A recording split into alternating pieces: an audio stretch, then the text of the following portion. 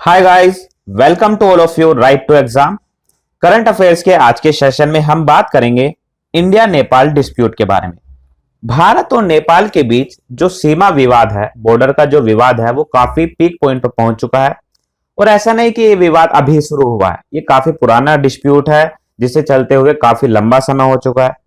तो सबसे पहले इस डिस्प्यूट के बारे में बात करने से पहले हम जानते हैं कि वो कौन सा क्षेत्र है, वो कौन सा बॉर्डर का एरिया है जिसके ऊपर ये डिस्प्यूट चल रहा है। ये हमारा प्यारा देश भारत। भारत के नॉर्थ साइड में एक राज्य है उत्तराखंड। उत्तराखंड के ईस्ट साइड में आपको ये व्हाइट वाला एरिया जो है, ये आपका है नेपाल देश। तो उत्तराखंड और नेपाल का जो बॉर्डर है, ये ही हमारा भारत और नेपाल के बीच का डिस्प्यूटेड एरिया है। इसे थोड़ा सा हम और क्लियरली देख लेते हैं इस इमेज में। तो इस इमेज में मैंने आपको जो रेड मार्क के द्वारा एरिया दिखाया है, ये आपको बता रहा है लिपुलेख पास, यानी लिपुलेख दर्रा को। साथ ही यानी कि ये आपका उत्तराखंड, ये नेपाल, और नीचे की तरफ आपका उत्तर प्रदेश राज्य है। तो उत्तराखंड और नेपाल के बॉर्डर वाला जो एरिया है ऊपर की तरफ, यही आपका डिस्प्यूटेड एरिया है। साथ ही इसे अगर हम यहां से थोड़ा सा और क्लियरली देखना चाहें तो आपको मैंने इस इमेज में दिखाया, डार्क ब्लू कलर का शेडेड एरिया है पूरा आपका, ये आपका विवादित क्षेत्र है। अब इसमें आप एक चीज देख रहे होंगे, नोट करने की बात है कि ऊपर चाइना, नीचे नेपाल और साइड में इंडिया, यानी कि तीन देशों का बॉर्डर यहां पर आकर के मिलता है। तो इस एरिया को हम कहते हैं ट्राई जंक्शन एरिया। इसमें आपको 3 पॉइंट्स और इंपॉर्टेंट हैं, वो आपको याद रखने हैं। सबसे ऊपर आपका पड़ता है लिम्पियाधुरा क्षेत्र, यहां पर आपका लिपुलेख पासेस यानी लिपुलेख दर्रा, और बीच में आपका काला पानी घाटी, काला पानी वैली। तो ये घाटी जो है, काला पानी घाटी के कारण इस पूरे एरिया को कहा जाता है काला पानी क्षेत्र।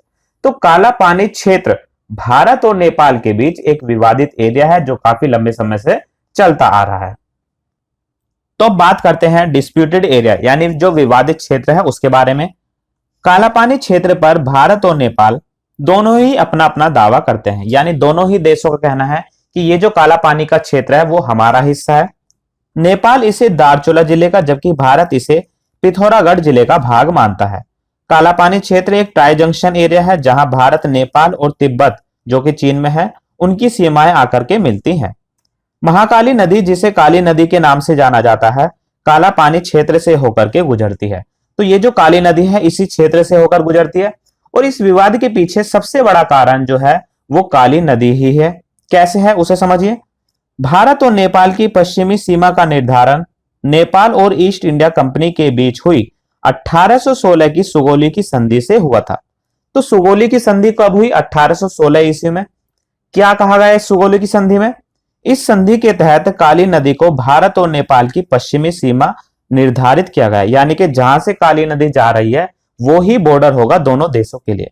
तो आपसे एग्जाम में इंपॉर्टेंट है, आपके लिए सुगोली की संधि पूछी जा सकती है, क्योंकि जब भी कोई टॉपिक चर्चा में होता है तो उसके इतिहास से रिलेटेड जो एग्जाम पॉइंट ऑफ व्यू है वो पूछने शुरू हो जाते हैं।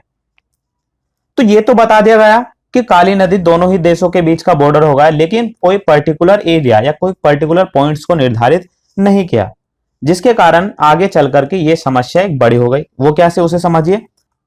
भारत काली नदी का उद्गम स्रोत लिपुलेख को, जबकि नेपाल इसका उद्गम स्रोत लिम्पियाधुरा को मानता है। इस पॉइंट को ध्यान से समझिए।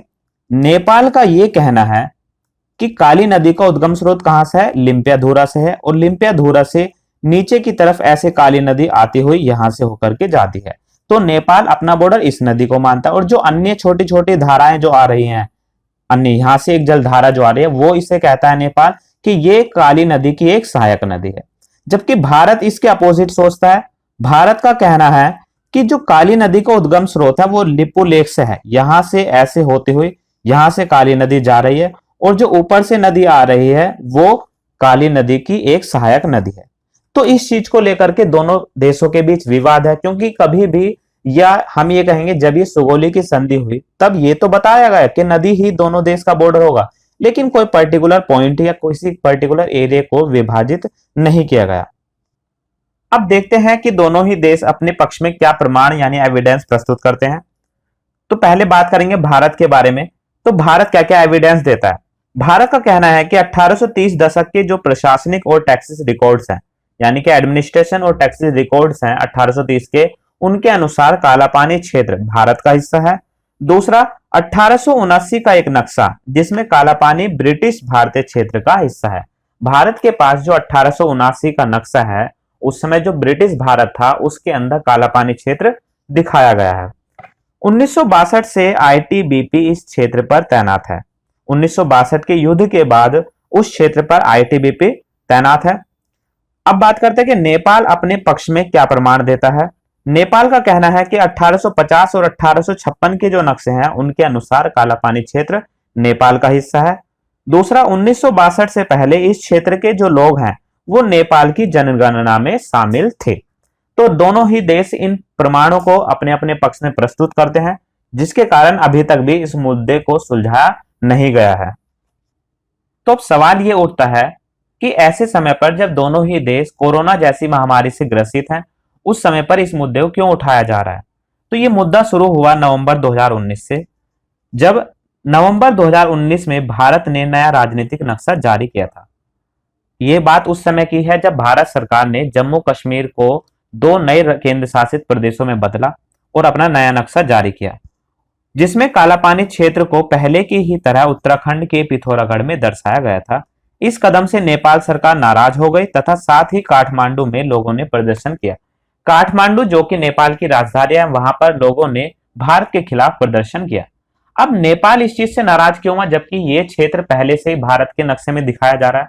इसका सबसे बड़ा कारण यह है कि सन 1998 ईस्वी में भारत सरकार और नेपाल सरकार के बीच ये बात हुई थी कि हम इस मुद्दे को जल्दी सुलझा लेंगे। उस समय भारत के प्रधानमंत्री अटल बिहारी वाजपेयी थे। इसके बाद तब से अब तक इस मुद्दे पर कोई बात नहीं।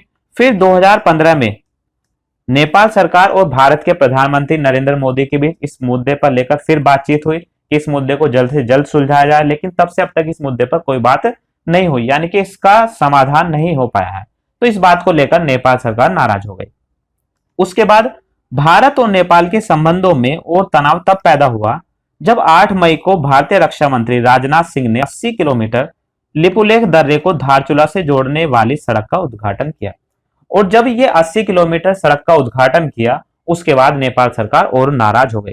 अब ये 80 किलोमीटर लंबी जो सड़क है, ये हमारे लिए क्यों इंपॉर्टेंट है, क्यों महत्व रखते हैं, उसे समझिए। ये जो सड़क है, इस सड़क से सबसे पहला फायदा ये होता है कि जो मानसरोवर यात्रा है उसका समय कम लगता है, यानी उसका रास्ता छोटा हो जाता है और रास्ता ये आसान है हमारे लिए। दूसरा, इस सड़क के द्वारा हमारी पहुंच LAC line of actual control तक हो जाती है, जो कि कहां पर है, लिपुलेख दर्रे तक है। तो उस जगह से हम चीन पर अच्छी तरह से निगरानी रख सकते हैं। तो ये दोनों ही बातों को लेकर के ये 80 किलोमीटर लंबी जो सड़क है ये हमारे लिए महत्व रखती है।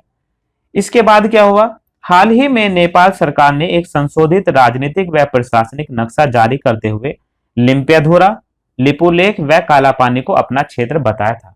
इसके बदले नेपाल सरकार ने फिर एक नया नक्शा जारी किया जिसमें लिम्पियाधुरा, लिपुलेख और कालापानी को अपना क्षेत्र बताया गया। कैसा है ये नक्शा, इसे देख लेते हैं एक बार। तो अब तक ये नक्शा मैप इस तरह का था। उसके बाद नेपाल सरकार ने अपना नया नक्शा ये वाला जारी किया, जिसमें ये रेड सर्कल के अंदर जो एरिया है ये अब उन्होंने अपने क्षेत्र में यानी अपने देश के अंदर जोड़ दिया है। तो अब नेपाल के बारे में कुछ बेसिक्स पॉइंट्स देख लेते हैं। नेपाल का ऑफिशियली नेम है federal democratic Republic of Nepal. कहां पड़ता है, साउथ एशिया में आता है। कैपिटल इसकी काठमांडू है। ऑफिशियली लैंग्वेज नेपाली और प्रेसिडेंट यानी प्रेजेंट टाइम में वर्तमान में इनके राष्ट्रपति हैं विद्या देवी भंडारी। प्राइम मिनिस्टर यानी प्रधानमंत्री हैं खड़गा प्रसाद ओली। तो आज के लेक्चर में सिर्फ इतना ही। मिलते हैं नेक्स्ट लेक्चर में। अगर आपको इस लेक्चर की PDF चाहिए तो आप हमारे टेलीग्राम से जुड़ सकते हैं, जिसका लिंक आपको इस वीडियो के नीचे डिस्क्रिप्शन में मिल जाएगा। साथ ही यदि आपको मेरे पुराने लेक्चर्स देखने हैं तो उसका भी लिंक आपको डिस्क्रिप्शन में मिल जाएगा। चैनल को सब्सक्राइब जरूर करें, वीडियोस को लाइक करें और अपने दोस्तों और अन्य स्टूडेंट्स को शेयर करें ताकि उन्हें भी अच्छी नॉलेज मिल सके। जय हिंद, जय भारत।